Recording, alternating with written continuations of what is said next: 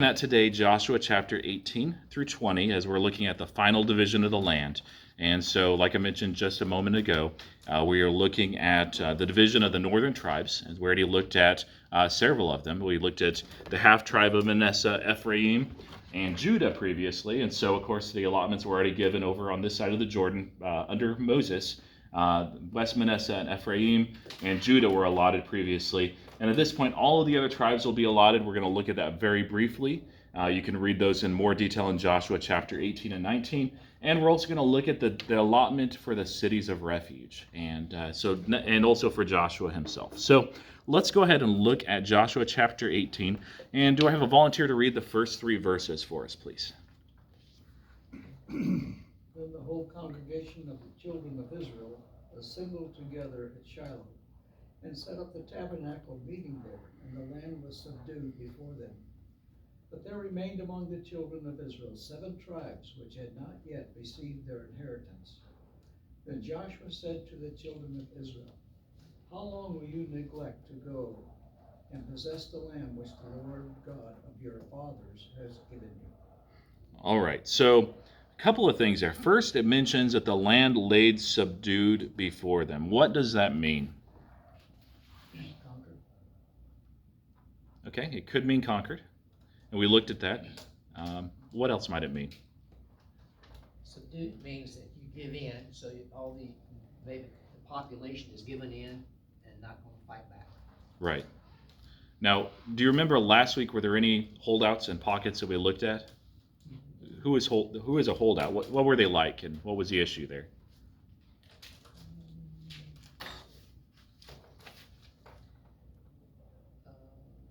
Canaanites. Yeah. Some Canaanites didn't. Yeah. So the issue was that not every single pocket was conquered. The south was actually a lot more conquered than the north. The north, some of those areas and regions, they were subdued in that at that point in Joshua, I believe 14, where it says that the land had rest from war, that the land was conquered at that point. There was a shift, if you recall, where before the Canaanites would assemble these big armies and come out to attack either the Israelites or, in one case, the Gibeonites. And at that point, their strength was broken. And so the Canaanites instead were holed up in their cities and their towns and on the defensive at that point in the war. And that really didn't change. But the Israelites ran into some problems. And so last week when we looked at the allotment for the Ephraimites and the half-tribe of Manasseh, both of these were very numerous tribes, very well led. In fact, Joshua actually settled in the land of Ephraim, as we're going to look at. But they had troubles because the Canaanites were there, and they had great chariots of iron. And so it wasn't that the chariot was fully iron, but it had iron spikes on it, and was very well equipped. And it's in these lower lying areas, these plain areas, and some of it was forested as well. But it was a lot more difficult for them. And they complained that the Rephaim were there, the people that were very massive and strong. And so there was a strong, numerous, well-equipped, hostile force there. And in some of those areas, it mentioned that later the Ephraimites and the half-tribe of Manasseh ended up subduing them and forcing them to give them, for instance, provisions, so a certain amount of food or lumber or whatever was there locally, but that they weren't fully driven out like the other areas. And so that was kind of the case in the north as well. So some of these tribes that we looked at, as it says that the land was subdued, it doesn't mean that every single area was conquered, that all of the inhabitants were driven out, that some of them, as opposed to what was commanded, were still remaining there. And so that's why Joshua ends up saying in verse 3, he says to the people of Israel, "How long will you put off going in to take possession of the land which the Lord your God of your fathers has given you?" It's not that they've already conquered the land and they're just like, well, we don't really want to settle down yet. We want to just keep having fun. We're not going to build houses and farms and vineyards. No, it's that some of these places, and that's certainly true in some of the times, but some of these places had yet to be fully conquered, that perhaps they had suffered some defeats, but they had not been fully subdued. And so Joshua is asking the question, and he's an old man. He's about, most people estimate, about mid-90s at this point. And he's been leading Israel a good long while. And he's trying to get things settled up before he ends up passing away. And so there's a few things that happen there. Now, one of the interesting words there is it says for the land was subdued. That word for subdued is the word kabosh. Anyone hear of that word ever being used in English? Now, I actually was kind of curious since I looked at the etymology, and a lot of the etymologists are like, we can't figure out if it's German or if it's Arabic or if it's Turkish. And some people are like, well, maybe it's Yiddish. It's like, man, there's a really good possibility for a Hebrew word here because it's kabosh. And it's like, okay, well, they put the kabosh on the land. It's like, well, it makes sense to me. Like, I understand that word. So maybe it's Hebrew. We don't know for sure, but easy way to understand that it could mean wear down, tread down, subdue, bring into bondage, dominate. It doesn't mean completely destroyed or completely wiped out or anything like that. So they've subdued the land. The opposition is not going to attack the Israelites anymore. They have a lot of these holdouts, but they've not been fully conquered. And so that's a situation of the land right now. So Joshua is actually going to appoint the people to go and for the next steps to prepare them. So would someone read verses 4 through 10 for us?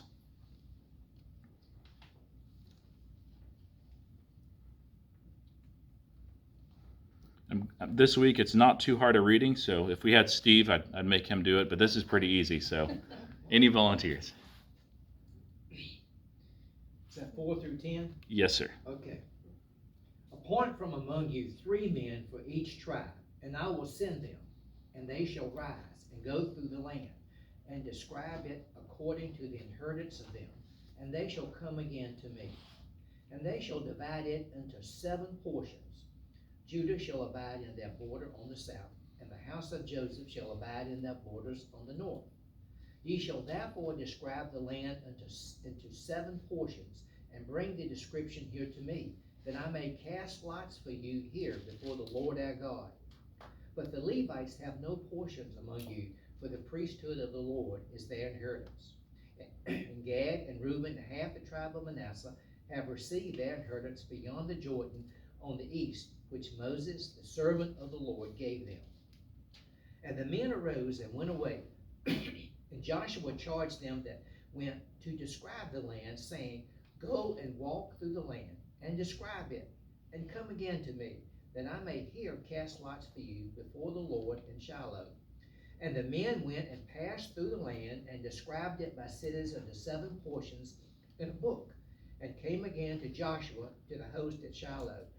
And Joshua cast lots for them in Shiloh before the Lord. And there Joshua divided the land unto the children of Israel according to their divisions. Right, and so they're going to survey the land. And what was the point of the survey?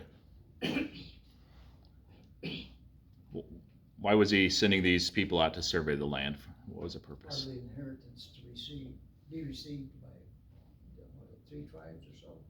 Well, he said 7 allotments. Any idea why he would have the land that was remaining divided in 7 pieces?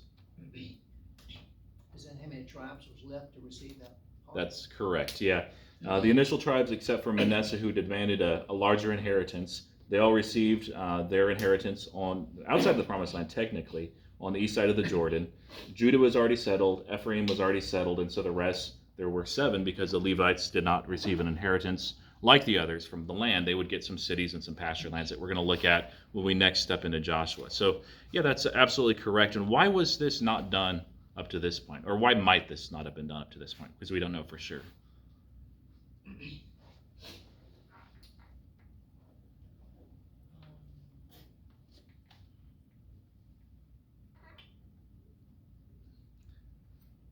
Well, part of it was that the land, while it was subdued, there were still enemy combatants and Canaanites there, and so it's not so easy to just go through and say, hey, can we get a quick look at your fields and your vineyards in your town? Oh, yeah, sure. What why for? Well, because we're going to give your land to the one of the tribes of Israel. Okay, they probably wouldn't receive that so well. So that might have been some of the issue as well, but really this was a point where a lot of that land had been conquered and really fully subdued. And so prior to this, it would have been dangerous, difficult, if not impossible to get done. But also, it's approaching near the end of Joshua's life. And so this is something that needs to be settled. Just like how Moses had done, and actually before he passed away, he made sure that these allotments were finalized, that they understood that they would go with Israel into the Promised Land. And as we look at the city of refuge here in just a moment, Moses established 3 cities of refuge on the east side of the Jordan River as well. And so he was making sure that everything was well in order so that there weren't a lot of things that were undone and left undone for future generations to try to discuss. And remember, during the time of Joshua, that Israel didn't really seem to have a lot of squabbles with leadership, that they followed his direction. They seemed to follow the Lord's direction pretty well, especially considered how they squabbled and fought against Moses. There wasn't any of those issues in Joshua. So if a future leader was trying to do this, they might have been arguing with each other, even though Moses had said back in Deuteronomy that when they were going to give these divisions of land, they would give a larger area to a larger tribe, small areas to smaller tribes. And when we look at the Levite cities down in the future, more Levitical cities were given from the larger tribes, those that had more cities. And so it was just the more numerous, the more land, but the more cities they give to the Levites. And they might have had issues and squabbles and fights and disunity if it was not done during Joshua's time. So it's critical that this was done during this time. We're going to look more at that a little bit later. But the next portion here in Joshua chapter 18 and 19, it just goes through, just like we saw last week when we read that pattern with Ephraim. It goes through and it describes the geography. It describes where the border is, that it runs on the north side, beginning at the Jordan, goes up through the shoulder of the north of Jericho. And so the cities, the hill country, what the land was like, and so that they would have a clear idea. Of course, they were capable of making maps and did make maps at this time, but this is so that this is written out very clearly where these tribal allotments are, because they were not supposed to change. These were to be affixed permanently. And so the land was the land. Not all of it was all subdued. Not all of it was fully conquered, but they would know exactly what portion of land that they should focus on. So you could read more on that a bit later on each of the allotments if you would like in chapter 18 and 19, but we're going to skip ahead and look at the cities of refuge in the last part of today. And so skip ahead to Joshua chapter 20. And right before Joshua chapter 20, it says, "These are the inheritances that Eleazar the priest and Joshua the son of Nun and the head of the father's house of the tribes of the people of Israel distributed by lot at Shiloh before the Lord in the entrance to the tent of the meeting." So they finished dividing land. So everything was finished and divided. I actually missed one section in Joshua chapter 19, verses 49 through 51. I wanted to note this as well. So Joshua chapter 19, verse 49, "When they had finished distributing the several territories of the land as inheritance, the people of Israel gave an inheritance among them to Joshua the son of Nun.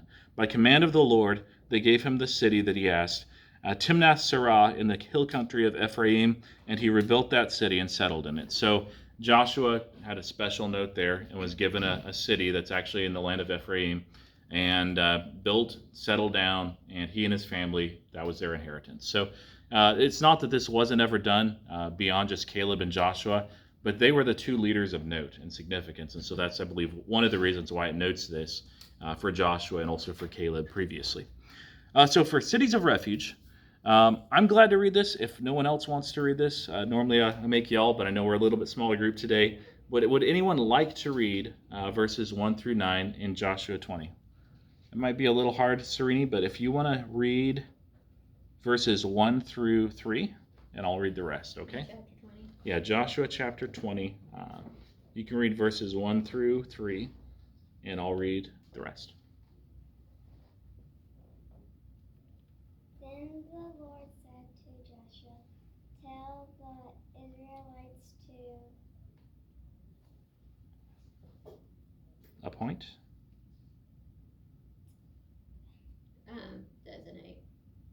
designate the cities of refuge as I instruct you through Moses, so that anyone who kills a person accidentally and Unintentionally. unintentionally may flee there and find protection from the avenger of blood." All right, good reading. "He shall flee to one of these cities and shall stand at the entrance of the gate of the city, explain his case to the elders of that city. Then they shall take him into the city and give him a place that he shall remain with them. And if the avenger of the blood pursues him, they shall not give up the manslayer to his hand, because he struck his neighbor unknowingly and did not hate him in the past. And he shall remain in the city until he has stood before the congregation for judgment, until the death of him who is the high priest at that time. Then the manslayer may return to his own town, in his own home, to the town from which he fled." So they set apart Kadesh in Galilee, the hill country of Naphtali, and Shechem in the hill country of Ephraim, and Kiriath Arba, that is Hebron, in the hill country of Judah. By the way, that's basically one in the north, one in the middle of the country, one in the south. As we're looking at the locations, there's basically no location you can be unless you move very slowly that you can't be to a city of refuge within about 4 hours of walking time. So they try to space them out as equally as they could possibly do. So this is done very intentionally. And beyond the Jordan, east of Jericho, these are already appointed technically. Moses did this, but Joshua is affirming this. They appointed Bezer in the wilderness of the tableland from the tribe of Reuben, and Ramoth and Gilead, and from the tribe of Gad, and Golan, which is like the Golan Heights area, and Bashan from the tribe of Manasseh. These were the cities designated for all the people of Israel and for the stranger sojourning among them, that anyone who killed a person without intent could flee there, so that he might not die by the hand of the avenger of the blood till he stood before the congregation. So the idea is that they're setting up not just a system of justice, because they already had that. They had the lex talionis, the eye for an eye, tooth for a tooth, and through the law of Moses in the Torah, they had already instituted what justice must be done. But there was a note even back then, as Moses set up the cities of refuge, actually twice in Deuteronomy and once in Numbers. So it's emphasized a number of times, and also here, that there is going to be grace along with this justice. And so the idea was, even in our legal system today, but they didn't always differentiate it back in the ancient Near East. But in Israel, they understood that there was a difference between if I'm fighting Jerry and we're just going at it and mad at each other, and I hit him and he ends up dying. I wasn't trying to kill him. I was just angry at him. I was just punching him. I still technically killed him. And so his family members back in that time, because they're not police, they're not sheriffs, constables, anything like that, oftentimes they would appoint somebody called the avenger of the blood. And that person would rightfully be able to come and kill me. And it would not be considered murder, because I had spilled his blood, and whoever sheds a man's blood, by man shall his blood be shed, right? And so this very old law, this is the way that really it worked, not just in the ancient Near East, but the Greeks did this, the Romans did this, most ancient civilizations as well. What's the problem if you just have a system like that? It's arbitrary. How so? Well, it's my word against your word type of thing. Right. If there wasn't any eyewitness to corroborate, it would be somewhat questionable, I would think. Right. And yeah, the Bible said every matter must be established by the testimony of 2 or 3 witnesses. Doesn't say here, but in Deuteronomy it mentions that there's a trial that'll actually happen, and there must be at least more than one witness that corroborates and says, no, this person intentionally tried to kill this guy. So yeah, this system, if it was only the avenger of the blood and that's it, what else might be an issue with that?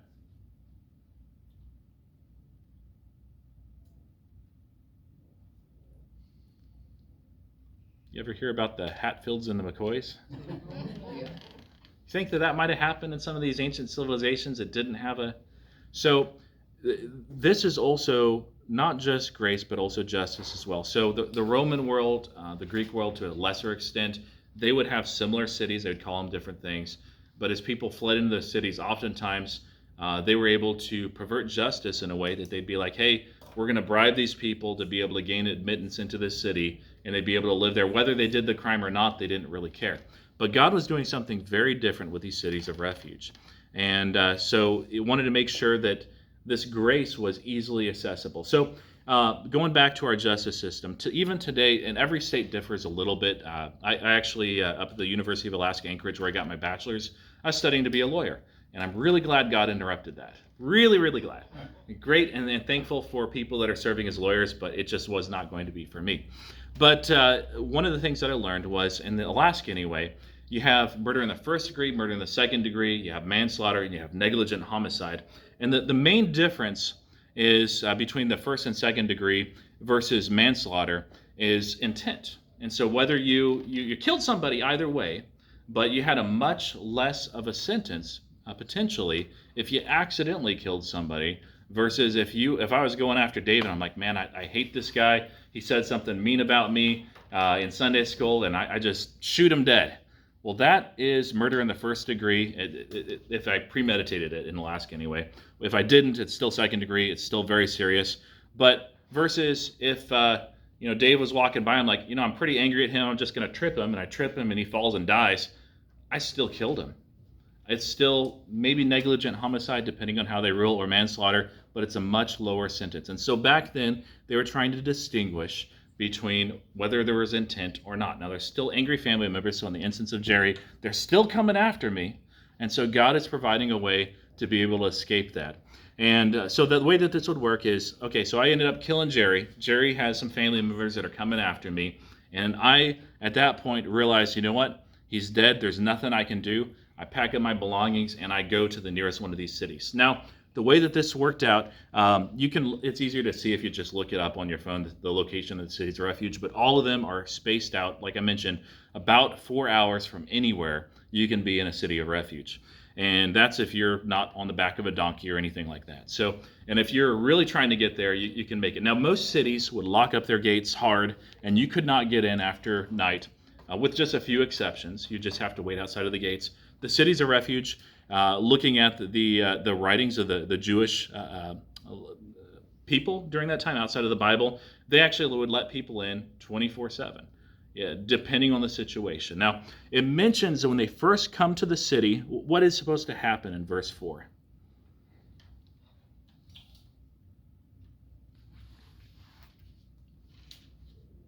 Explain to the elders what actually happened. Yeah, so no, I'm not there to visit my sister Sally. I'm there because I killed Jerry.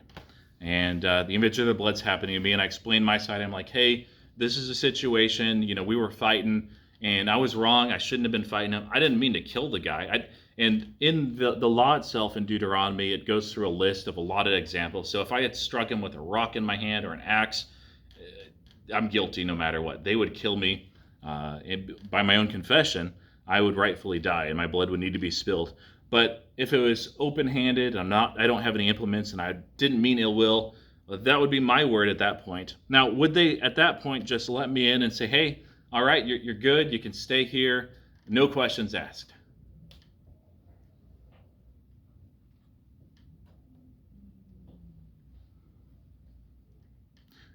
In verse 6, look at verse 6. He shall remain in that city until he has stood before the congregation. Your translation might say something different. Does anyone have anything different for verse 6? The idea is that they would stand trial. And so there would be a trial. And perhaps the avenger of the blood or some people that were witnesses would be called. And the people that were in control of the cities of refuge, we're going to find out more on this when we look at the land allotted to the Levites. Unlike all the other cities that are in these areas, so if it's in Judah, for instance, if it's Lachish, it was owned by a political entity, a leader there of the city itself, and they'd be basically politicians. They'd be appointed later by the king, but by the head of the tribe perhaps. And the difference is that as the Levites are given land, they're also given these cities of refuge. And so the leaders and the elders of all the cities of the refuge are Levites. Now, what's different about the Levites from the rest of the tribes beyond the land allotment? What makes them special? Were they the priests?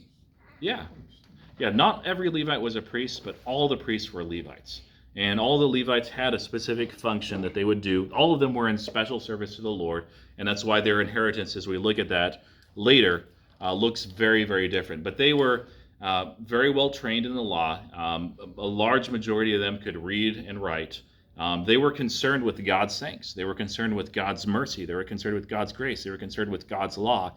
And so, not to say that politicians in the middle of a city, as they were ruling, or the leaders, the elders of a different city would rule differently necessarily, but these guys' primary focus was to be coming up and understanding what the real situation was here, as they would examine, as they would interrogate, as they would bring forth witnesses. And though it doesn't say this, what might be the other point of having a city full of priests and people that are on the run from the law? Mercy. How? Show more mercy. How so? In that by being priest, you are set apart. Mm-hmm. So, yeah, one of the characteristics that should be show mercy. Right. And so in the instance where I killed Jerry, I'm there and I'm feeling awful. I just feel really guilty. And I know I'm guilty, and I should be. I don't deserve to die, technically. But I got to live here. They've already had the trial, and they only found one witness that said I intended to. So I'm okay as long as I don't leave that city ever until the high priest dies. But while I'm living there, I'm surrounded by a whole bunch of priests. I'm surrounded by a whole bunch of Levites that, not all of them, but a whole bunch of them love the law, are concerned with loving the Lord and following Him. And so there's a great potential for being ministered to. It's like back in Europe, they had something like this where somebody that was on the run from an official for whatever reason could get into a church and request, I can't remember the term of it, but basically amnesty, or protection, where they'd say, hey, as long as I'm in the church, if you're willing, please don't hand me over to the authorities. And the authorities could not legally come in and arrest and take that person. But if they ever left the church for any reason, guess what could happen? Be hauled off to prison or whatever they were trying to do. So it functioned kind of like a city of refuge. And being there in the church, the idea was, and of course being there in the city of refuge, that, man, I'm feeling guilty, I'm beating myself up, and perhaps I just didn't, because of that, that fight indicates, I just really never was following the Lord very well at all. Like when I was a kid, I was trained up in that sort of stuff, but it's just kind of religion on the back burner. And now it's like, man, I'm here in the city, can't do what I was doing before. Maybe my family has come, hopefully, with me, but I'm grieving, I'm hurting, and I need someone to minister to me. And so all these Levites would have that potential of being able to share God's law, God's love, God's mercy, and lead me on the right path. And so I believe that that's why God had it set up so that the Levites would administrate these cities. Now, they would also make it as easy as possible to be able to have access to this grace, this mercy. And so it's not, it mentions it briefly in Deuteronomy chapter, is it 19? Didn't write it down. It's either 19 or 17, but I believe that in the third verse where it's talking about the city of refuge, it talks about making a way clear. And the Levites took that very seriously. And so as they were administering these cities, they would send out, based on their records, yearly surveys for all the major routes leading to these cities to make sure that there's no stone of stumbling. So that if I'm running from Jerry's Avenger of the Blood and somebody has left a big rock there or a big pothole, I'm not going to just fall in, break my leg, and then get killed by the Avenger of the Blood. That I can make it as quickly and easily as possible. And so typically, these were the best and most nicest maintained roads of the entire area of Israel. And the Levites would also go out and make sure that there was signs that were very well maintained, so that every intersection in a very large radius, they would write the word refuge. And so if I was running, I'm not thinking of like, okay, well, where is the nearest place? I'm like, okay, Golan. And I'm running to Golan, and I'm trying to get away, and I'm not maybe thinking, I'm not in my right mind, and I don't have to be, because I go to the intersection, the paths are very clear, and I see a sign that says refuge that way, so I just start going that way. And the next intersection, it says refuge that way, so I go that way. And it makes it very easy for me to be able to get there, and I don't even have to worry about, okay, am I going to make it before sundown? Because I can petition and ask for them to open the gates. At the gate of the city, by the way, it mentions that not just because they're sitting on the outside of the gates before they let them in, but that's where the elders would gather. And so that's a situation with the cities of refuge. It's a picture of grace. Let's go ahead and look at Numbers 35, verses 33 through 34. We're going to look at one other purpose. Yes, sir. What is the significance of the death of the high priest? Because that could be arbitrary, immediately or years hence. It is. That's a good question. I was actually going to ask that in just a minute, but we'll ask that now. Why is that used? So the idea is when the high priest dies, if I'm in the city of refuge, I can leave, I can go back home, and if Jerry's Avenger of the Blood is still hot and wants to kill me, if he does that, it's murder on his hand and he will be killed. I am free to go. I'm a free man. So why would they make that tied to the death of the high priest? Why might they? We don't know for sure, but why might? Well, the cities of refuge, if you couldn't leave until the death of the high priest, there really is some type of confinement Right. to the city. There's some punishment along with the crime. Whether there's grace extended or not, there's still, who knows how long you'll be there. If you draw the bad luck of a young high priest, then Yeah. you can be there for a long time. Why does he have to be 35 and in good health? Come on. Right, yeah. Charlotte? But probably in that society, the high priest would be old, and so he would live a long time. Could be. Yeah, not always, but typically would be more old and experienced. Herman? A cooling off period. Yeah. Where the parties affected would cool off as far as juries, relatives, and so forth, and it'd be easier for the guy to come back. Right. Yeah, and even in instances, it's a cooling off for both. So the image of the blood, not as hot at that point. And for me, even if I was just working on my house and it's the second floor and I'm putting tiles on and one falls off and hits a young child and kills that child, I didn't mean to. Everybody knows that. I feel awful and I'm just eating myself up with guilt and like I should have done this and that. But I've had perhaps years for people to be ministering to me and helping me heal, helping me grieve, and helping me make sure that I'm not reacting to this in the wrong way. So it's really for everybody. But there's one other reason why this is very likely used, and that is because it's a figure that everybody can agree with. When the high priest dies, everybody knows this. This is a national event. At this point, they didn't have a king. So they use that to, and the Avenger of the Blood can't say, well, no, the high priest didn't really die. It's like, he did. No one can dispute this. I know that he died. My family knows. Everybody in the town knows. And so it's indisputable. And whatever that is, whether this guy is going to live 40 years and that's going to be most of my life, or I get there and I'm there 3 days and the high priest dies, I mean, either way, it's really up to the hands of the Lord. Nobody can dispute. Nobody can say, well, this guy cheated justice because he got out early. Did each city have a high priest, or is it one for everything? Yeah, this is a high priest of the entire land of Israel. So just that one man. Okay. Good question. Yeah, like the Pope is of the Catholic Church. Yeah, the high priest, not a high priest. Yeah. All right, so Numbers 35, 33 through 34. And it looks at really the other reason why that this is set up, which we alluded to a bit. This is the one of the three passages that Moses writes. So Numbers 35, 33 through 34. You shall not pollute the land, and this is right after it's going through the cities of refuge and the reason for it and all the statutes for it.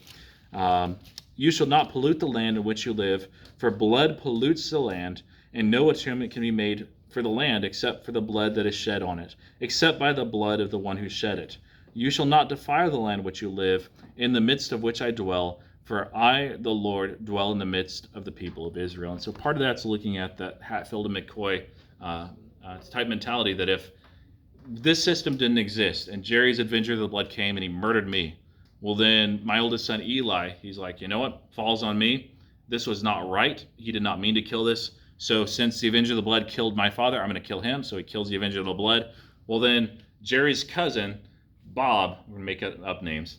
Bob comes and he's like, you know what, that jerk Eli, he had no right to. So it just spirals out of control and just becomes this nasty cycle where the land is being polluted by blood. And that's not the way that God ever meant that. That if I had deliberately killed him, or even if the Avenger of the Blood caught up to me before I had a chance to escape, I mean, honestly, that would be almost on me because I have 4 hours. And unless the guy's riding a horse and I'm just really bad at hiding, it's very unlikely that the Avenger of Blood is going to catch me unless I'm being careless at that point. So it's a setup as a system of justice and of mercy, but it's so that justice is not perverted and it does not spiral out of control where the land is just filled with this cycle of violence. In some areas, a lot of tribal people actually, as missionaries were going out in the 19th and then the 20th century as well, with some of the unreached tribes, especially down on many of the islands in Oceania, outside of Australia.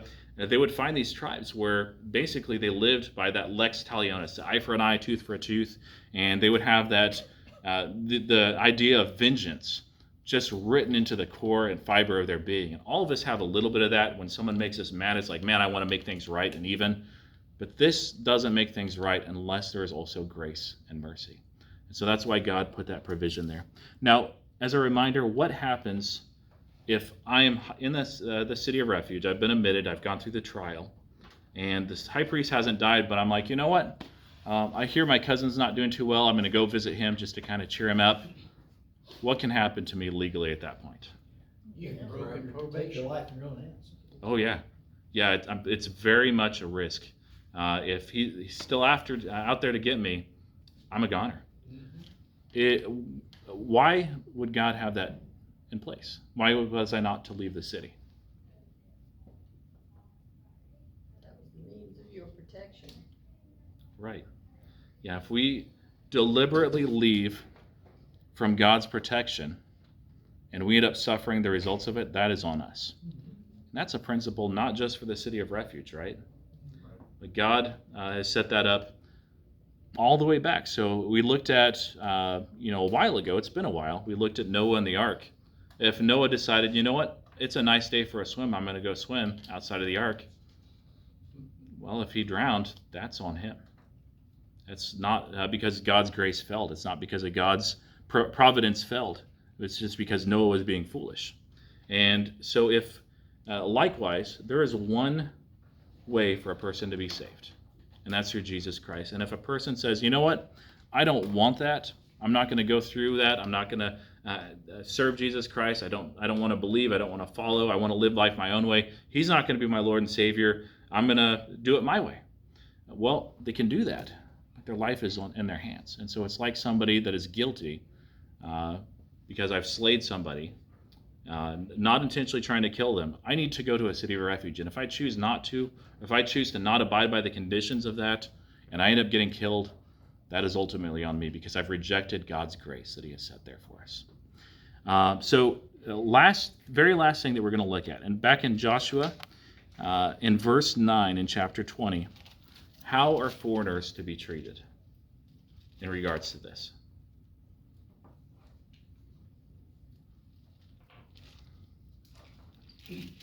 Pretty much like everybody else. Exactly. Yeah, the vote is very, very unique, and we've talked about this almost every single week in Israel, is that they did not treat foreigners markedly differently. They were protected under the law. Almost every other civilization in the ancient Near East had a different idea that if you're a foreigner, if you're an alien, if you were just passing through, you did not have the same protection. They also tended to bias a law towards the elite man. This is a law for anybody. If my wife ended up killing somebody by accident, she flees. She's protected as much as I would have been. So the law applied equally because God's grace would apply equally. He wasn't just concerned with Israel as they entered the land, that Israel would live and thrive and they wouldn't have blood spilling out of control and they wouldn't have all these bad influences. They'd just be the people of God and that's it. He was also concerned very much for the souls of the people that didn't know him, that were foreigners. And we saw that again with Rahab and her family. We saw that with the Gibeonites, that eventually they became identified with Israel when they were rebuilding the wall as Israelites, even though they were not, even though they didn't initially have faith. We saw that with Caleb. Caleb was not an ethnic Israelite, and yet he was very much treated like an Israelite, even given a special allotment. Forgive me, I thought he came from the tribe of Judah. Caleb, Yeah. he's a Kenite. So near as we can tell that he was an offspring or related to the Midianites, possibly Jethro. We're not exactly sure, but he was one of those groups of people in between really the Canaan proper and Egypt itself. So Firth, I can't think of the first name, but including the stranger, he has a great book or commentary on Joshua, and he goes through a lot of the evidence, and it's not just him that thinks that. I actually was kind of shocked because I always assumed and thought that Caleb was a part of Israel as well. And near as we can tell, he's actually not. It mentions his ethnicity a number of times. But regardless, God is very much concerned with those not just that are Israelites, not just literal descendants of Abraham, but also those outside of it, which is a really good thing for us. But let's go ahead and go to the Lord in prayer. Lord, thank you so much that as we're going through Joshua, we really get to see your heart, Lord, that you are a God of justice, but also a God of grace and mercy, and that you had set up through the Israelites and given them land that they didn't deserve, perhaps that they hadn't even fully conquered at that point, but you had given it, and yet some lacked the faith to go out and actually claim that and settle it. And Lord, help us have the boldness to really follow you and trust you, Lord, and understand that you've given us grace, you've given us eternal life, not because we deserve it, but because of who you are. Lord, help us be a people of grace and mercy, that we are we are priests. We are servants of you, like the Levites once were, but even more so as we have the Holy Spirit. Lord, there are many among us that are living a life where they are full of guilt, they're full of trouble, and they're like these people that are fleeing to the city of refuge. Lord, help us share your love, your mercy, and word and deed. Help us lead people to you, Lord, and just pray that you'd help us be able to grow your kingdom as we bring people to you. And I pray this in Jesus' name. Amen.